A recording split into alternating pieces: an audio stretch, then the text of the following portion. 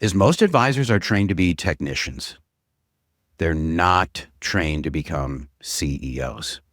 It's something that we almost need to learn ourselves as advisors, just our experiences and years of being in practice. And for most of my advisors, growth stalls at some point. And that's when you really start realizing, okay, what have I created here? And what's going to be the proper path moving forward? And I think for some advisors, because they've built that business, if we stay the smartest person in the room, it becomes very difficult to scale your business. It's that moment when advisors realize that they don't need to do everything. It's, I need to design everything. Then scale becomes possible.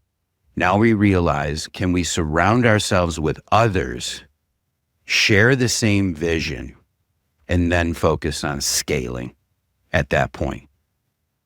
And time is always a constraint. We're all busy. That comes up for me all the time. Mike, we're busy, we're overwhelmed. It's the biggest constraint of any advisor I work with. It's usually not capital. It's usually not the clients or their surrounding market. It's their calendar as well.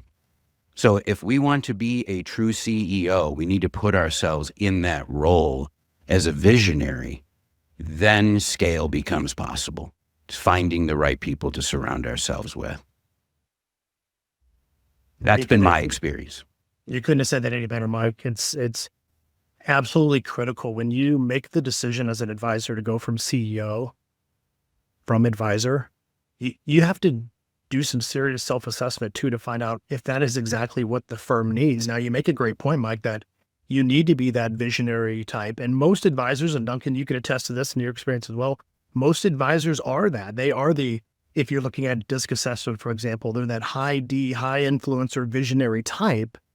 But then secondarily, they're not always the strongest in the execution role. That's why Mike's point of having a really strong team around you, having an operator, somebody who can quarterback the day-to-day, you create the vision and do that. It's so critical. But maybe going into the CEO role, maybe it's the best option for your business, but maybe it's not too. Maybe you need some outside help. And that's always an interesting question too, is to be honest with yourself. In fact, I just had a conversation Saturday morning with one of my advisors out in Philadelphia.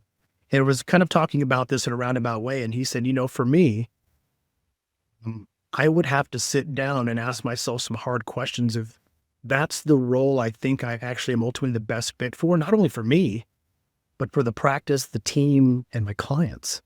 And so, if you enjoy kind of being the hero and the day-to-day, and kind of like Mike talks about, you've built this business about your brand, maybe the CEO role may not be the right role for you. So I think it's really getting with your coach or a consultant or a peer and asking yourself those hard questions, looking in the mirror to see what does that transition look like, but ultimately, what's best for the team, what's best for that client experience, that ultimately is going to lead what's best for the business. Yeah, it's an interesting question, an interesting transition many people are going through. But if done properly, and Mike, I want to hit on one last point you said, getting the right people. I think the biggest challenge I hear from a lot of the advisors I work with is having the ability to let go and having full trust there. Well, how do you do that? Yeah. You get it out of here, as you always say, Duncan, get it from vapor to paper, have the documented systems, but then empower people and trust them to own it.